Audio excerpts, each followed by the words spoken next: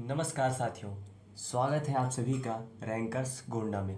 साथियों, आज हम जानेंगे इस वीडियो में जीएस के वो 50 महत्वपूर्ण प्रश्न जो हर एग्ज़ाम में बार बार पूछे जाते हैं। तो दोस्तों चलिए शुरुआत करते हैं। पहला प्रश्न है कि भगवान बुद्ध को ज्ञान की प्राप्ति कहाँ हुई थी। दोस्तों आपके ऑप्शन हैं बोध गया, लुम्बिनी, सारनाथ, कुशीनगर। दोस्तों हम इस सवाल का सही आंसर बताएं उससे पहले आप भी कमेंट बॉक्स में इसका आंसर ज़रूर कमेंट करिएगा। ओके, तो भगवान बुद्ध को ज्ञान की प्राप्ति वो बोध गया में हुई थी। और भगवान बुद्ध ने अपना पहला उपदेश कहाँ दिया था ये आप लोगों को कमेंट बॉक्स में बताना है। अगला सवाल है कि आर्य समाज की स्थापना किसने की थी। ऑप्शंस हैं स्वामी विवेकानंद, स्वामी दयानंद सरस्वती, राजा राम मोहन राय, गुरु नानक देव। तो दोस्तों अगर हम बात करें आर्य समाज की स्थापना की तो ये स्वामी दयानंद सरस्वती ने किया था। साथ ही आपको कमेंट बॉक्स में ये बताना है कि स्वामी दयानंद सरस्वती ने कौन सा नारा दिया था। ओके, अगला सवाल है कि पंजाबी भाषा की लिपि कौन सी है। ऑप्शंस हैं देवनागरी, गुरुमुखी, पर्शियन, संस्कृत। तो अगर हम बात करें पंजाबी भाषा की लिपि तो वो है गुरुमुखी लिपि। ठीक है, और आप लोगों को कमेंट बॉक्स में बताना है कि देवनागरी किस भाषा की लिपि है। अगला सवाल है कि भारत की मुख्य भूमि का दक्षिणतम किनारा कौन सा है। भारत की मुख्य भूमि का दक्षिणतम किनारा यानी कि साउथ वाला हिस्सा। तो भारत की मुख्य भूमि का जो दक्षिणतम किनारा है वो है कन्याकुमारी। और आप लोगों को कमेंट बॉक्स में बताना है कि भारत का उत्तरी बिंदु क्या है। अगला सवाल है कि भारत में सबसे पहले सूर्य किस राज्य में निकलता है। दोस्तों ये तो सभी को पता है कि सूर्य हमेशा पूरब से निकलता है और भारत के पूर्वी वाले रीजन में यहाँ पर कौन सा राज्य लोकेटेड है वो है अरुणाचल प्रदेश। और आप लोगों को बताना है कि भारत में सबसे बाद में सूर्य अस्त किस राज्य में होता है। अगला सवाल है कि इंसुलिन का प्रयोग किस बीमारी के उपचार में होता है। दोस्तों इंसुलिन का प्रयोग मधुमेह के लिए किया जाता है, लेकिन आप लोगों को ये बताना है कि इंसुलिन का जो खोज है वो किसने किया था। अगला सवाल है कि बिहू किस राज्य का प्रसिद्ध त्यौहार है। ओके, बिहू किस राज्य का प्रसिद्ध त्यौहार है। बिहू असम का प्रसिद्ध त्यौहार है, लेकिन आप लोगों को ये बताना है कि बिहू कितने प्रकार के होते हैं और किन किन राज्यों में कौन कौन से बिहू नृत्य मनाए जाते हैं। अगला सवाल है कि कौन सा विटामिन आंवले में प्रचुर मात्रा में मिलता है। ऑप्शन है vitamin A, vitamin C, vitamin B, vitamin D. तो आंवले में प्रचुर मात्रा में मिलने वाला विटामिन विटामिन सी है। ओके, आप लोगों को ये बताना है कि विटामिन डी की कमी से कौन सा रोग होता है। ठीक है, विटामिन डी की कमी से कौन सा रोग। भारत का प्रथम गवर्नर जनरल कौन था। ऑप्शन है Lord Canning, Mountbatten, William Bentinck, Warren Hastings. तो इसका जो सही जवाब है वो है विलियम बेंटिक, ऑप्शन सी। ठीक है, आप लोगों को कमेंट बॉक्स में ये बताना है कि भारत का अंतिम गवर्नर जनरल कौन था। अगला सवाल है कि कागज़ का आविष्कार किस देश में हुआ है। ऑप्शंस है भारत, चीन, जापान, मिस्र। दोस्तों अगर हम बात करें कागज़ के आविष्कार की तो वो चीन में हुआ था। अगला सवाल है कि गौतम बुद्ध का बचपन का नाम क्या था। दोस्तों गौतम बुद्ध से काफ़ी सारे सवाल देखने को मिलते हैं, जैसे कि आप लोगों ने पहला ही सवाल देखा होगा कि बुद्ध से पूछा गया था और इस सवाल में भी पूछा गया कि बुद्ध के बचपन का नाम क्या था। तो बुद्ध के बचपन का नाम सिद्धार्थ था। ठीक है, और आप लोगों को कमेंट बॉक्स में ये बताना है कि गौतम बुद्ध कितने वर्ष के थे तब उन्होंने गृह त्याग किया था। क्या किया था? गृह त्याग किया था।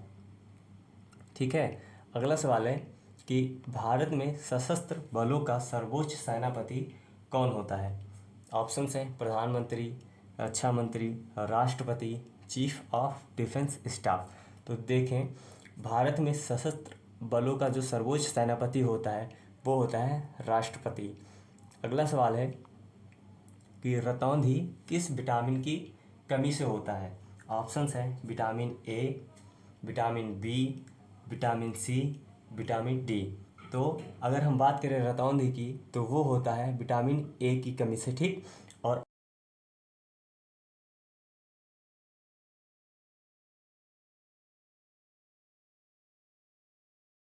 है कि पोंगल किस राज्य का त्यौहार है। पोंगल किस राज्य का त्यौहार है। ऑप्शन है केरल, तमिलनाडु, आंध्र प्रदेश, कर्नाटक, ठीक है।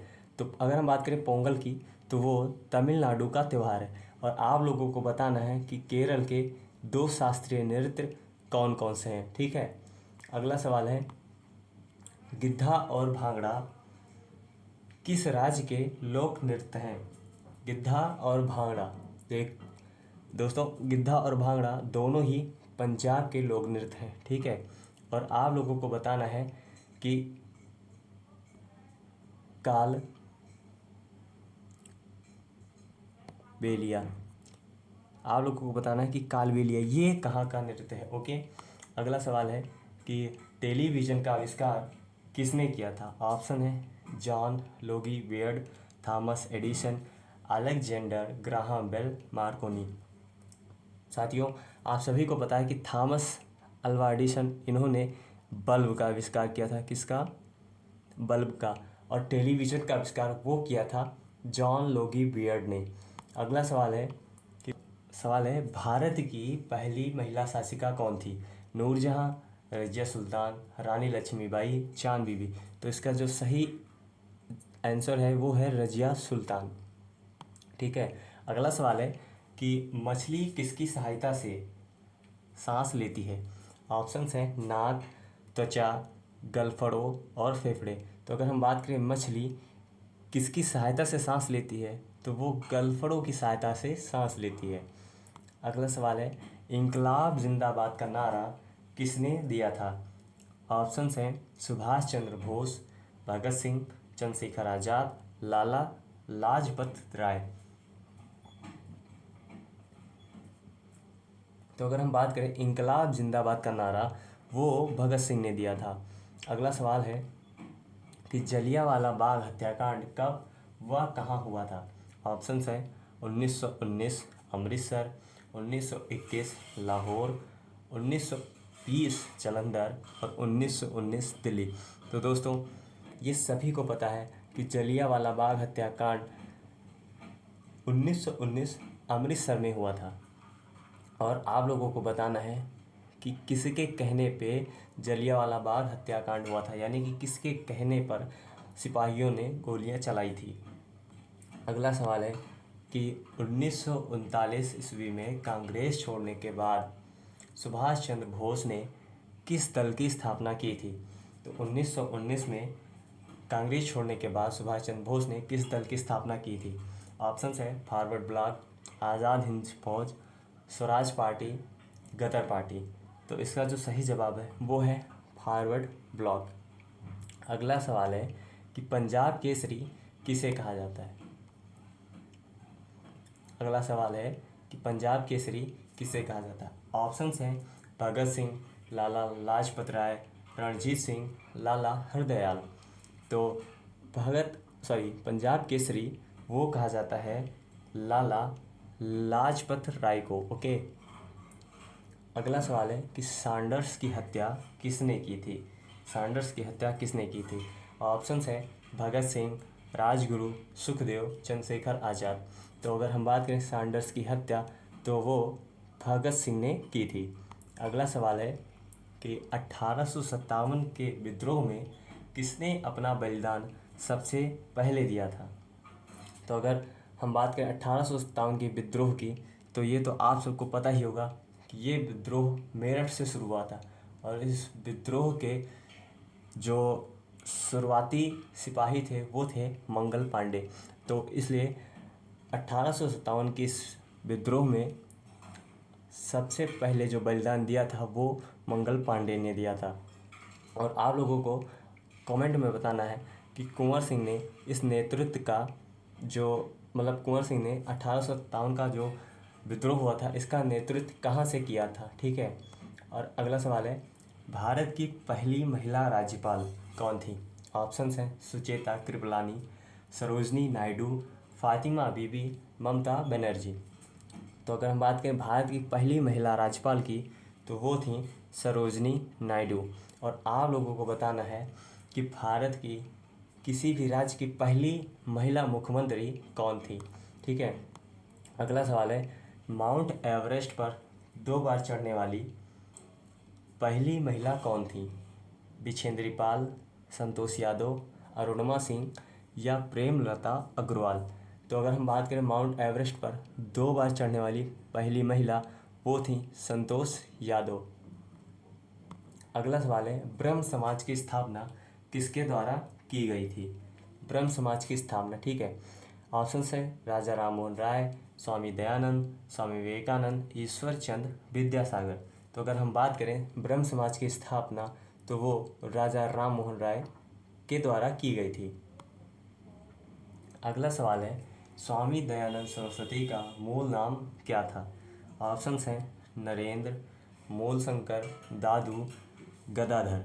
तो अगर हम बात करें स्वामी दयानंद सरस्वती, इनसे पहले भी क्वेश्चन बन चुके हैं, जैसे कि इन्होंने किस समाज की स्थापना की थी।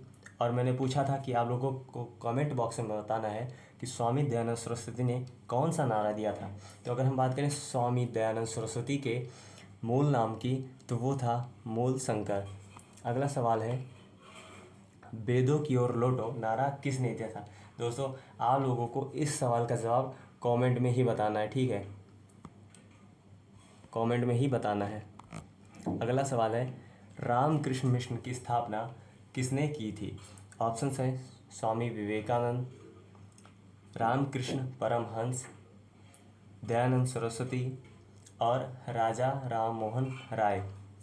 तो दोस्तों अगर हम बात करें रामकृष्ण मिशन की स्थापना तो वो की थी स्वामी विवेकानंद जी ने, ठीक है। और अगला सवाल है, वास्को डिगामा भारत कब आया? दोस्तों बहुत ही इम्पोर्टेंट सवाल है ये कि वास्को डिगामा भारत कब आया। ऑप्शंस हैं 1492, 1498, 1526 और 1600। तो अगर हम बात करें वास्को डिगामा की तो ये भारत 1498 ईस्वी में आया था। अगला सवाल है, वास्को डिगामा कहाँ का रहने वाला था? वास्को डिगामा कहाँ का रहने वाला था? ऑप्शंस हैं अल्जीरिया, पुर्तगाल, फ्रांस, इंग्लैंड। तो अगर हम बात करें वास्को डिगामा की तो ये पुर्तगाल का रहने वाला था। अगला सवाल है, हवा महल कहाँ स्थित है? हवा महल कहाँ स्थित है? ऑप्शंस हैं उदयपुर, जयपुर, जोधपुर और जैसलमेर। तो अगर हम बात करें हवा महल की तो ये जयपुर में लोकेटेड है, ओके। अगला सवाल है, सिख धर्म का संस्थापक किस सिख गुरु को माना जाता है? ऑप्शंस हैं गुरु नानक, गुरु अंगद, गुरु अर्जुन देव, गुरु गोविंद सिंह। तो इसका जो आंसर होगा कि सिख धर्म का संस्थापक किस गुरु को माना जाता है तो वो है गुरु नानक देव। अगला सवाल है कि सिखों का प्रमुख त्यौहार कौन सा है? होली, दीपावली, बैसाखी, गुरुपूरब। तो अगर हम बात करें कि सिखों का जो प्रमुख त्यौहार है वो है बैसाखी। और आप लोगों को बताना है कि जो देव दीपावली होती है, देव दीपावली होती है, ये कहाँ पे मनाई जाती है? अगला सवाल है कि लौह पुरुष किस महापुरुष को कहा जाता है? ऑप्शंस हैं महात्मा गांधी, सरदार पटेल, जवाहरलाल नेहरू, बाल गंगाधर तिलक। तो अगर हम बात करें लौह पुरुष की तो ये सरदार पटेल जी को कहा जाता है।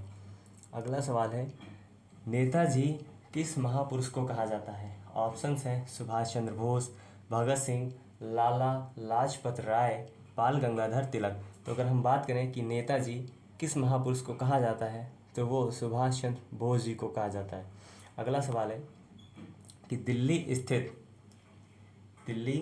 स्थित लाल बहादुर शास्त्री समाधि स्थल का क्या नाम है? ऑप्शंस हैं राजघाट, विजय घाट, किसान घाट, शक्ति स्थल। तो अगर हम बात करें कि लाल बहादुर शास्त्री का समाधि स्थल जिसका नाम है विजय घाट। अगला सवाल है महाभारत के रचयिता कौन थे? महर्षि वाल्मीकि, महर्षि वेदव्यास, तुलसीदास जी या फिर कालिदास जी। आपके ऑप्शंस हैं वाल्मीकि, वेदव्यास, तुलसीदास, कालिदास। तो अगर हम महाभारत की बात करें तो जो इसके रचयिता हैं वो है महर्षि वेद व्यास जी। अगला सवाल है कि अर्थशास्त्र नामक पुस्तक किसने लिखी? दोस्तों ये क्वेश्चंस हर एग्ज़ाम में बार बार पूछे जाते हैं, ये बहुत ही इम्पोर्टेंट क्वेश्चंस में से है। ठीक है, अर्थशास्त्र नामक पुस्तक किसने लिखी? ऑप्शंस हैं चाणक्य, मेगास्थनीज, प्लूटार्क, अरस्तु। तो इसका जो सही आंसर है वो है चाणक्य। अगला सवाल है कि जय जवान जय किसान का नारा किसने दिया था? महात्मा गांधी, लाल बहादुर शास्त्री, जवाहरलाल नेहरू, अटल बिहारी वाजपेयी। तो अगर हम बात करें जय जवान जय किसान नारे की तो ये लाल बहादुर शास्त्री जी ने दिया था। अगला सवाल है कि संविधान सभा का अस्थाई अध्यक्ष कौन था? संविधान सभा का अस्थाई अध्यक्ष कौन था? Doctor B R. अम्बेडकर, राजेंद्र प्रसाद, सच्चिदानंद सिन्हा, जवाहरलाल नेहरू। तो अगर हम बात करें सच्चिदानंद सिन्हा की तो ये अस्थाई सदस्य थे, अस्थाई। और अस्थाई सदस्य जो थे, अध्यक्ष जो थे वो थे डॉक्टर राजेंद्र प्रसाद। अगला सवाल है कि संविधान सभा की प्रारूप समिति के अध्यक्ष कौन थे? संविधान सभा के प्रारूप समिति के अध्यक्ष कौन थे? ऑप्शंस है बी.आर. अम्बेडकर, डॉक्टर राजेंद्र प्रसाद, जवाहरलाल नेहरू, सरदार पटेल। तो अगर हम बात करें कि प्रारूप समिति के अध्यक्ष तो वो थे डॉक्टर बी.आर. अम्बेडकर। अगला सवाल है विश्व रेड क्रॉस दिवस किस तारीख को मनाया जाता है? ऑप्शंस हैं 5 मई, 8 मई, 10 मई, 12 मई। तो अगर हम बात करें विश्व रेड क्रॉस दिवस की तो ये 8 मई को मनाया जाता है। और आप लोगों को बताना है कि विश्व जनसंख्या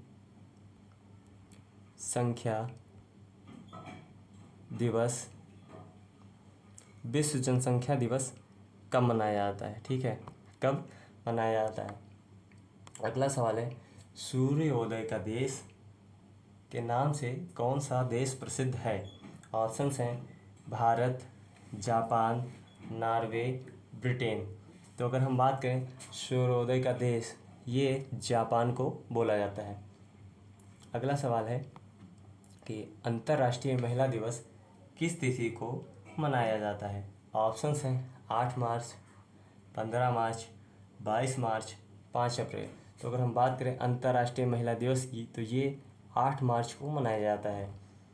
अगला सवाल है कि क्षेत्रफल की दृष्टि से भारत का सबसे छोटा राज्य कौन सा है? तो अगर हम बात करें कि क्षेत्रफल की दृष्टि से भारत का सबसे छोटा राज्य वो गोवा है। और आप लोगों को कमेंट में बताना है कि सबसे बड़ा राज्य कौन सा है क्षेत्रफल की दृष्टि से। ओके, सबसे बड़ा राज्य। अगला सवाल है कि ओणम किस राज्य का प्रसिद्ध त्यौहार है? ओणम किस राज्य का प्रसिद्ध त्यौहार है? तमिलनाडु, केरल, कर्नाटक, आंध्र प्रदेश।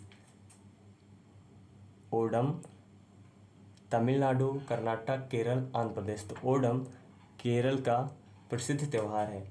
अगला सवाल है कि दिल्ली भारत की राजधानी कब बनी थी? 1910 में, 1911 में, 1912 में, 1915 में।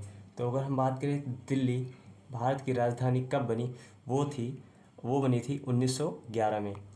अगला सवाल है कि सबसे चमकीला ग्रह कौन सा है? बुध, शुक्र, मंगल, बृहस्पति। तो अगर हम बात करें सबसे चमकीले ग्रह की तो वो है शुक्र। दोस्तों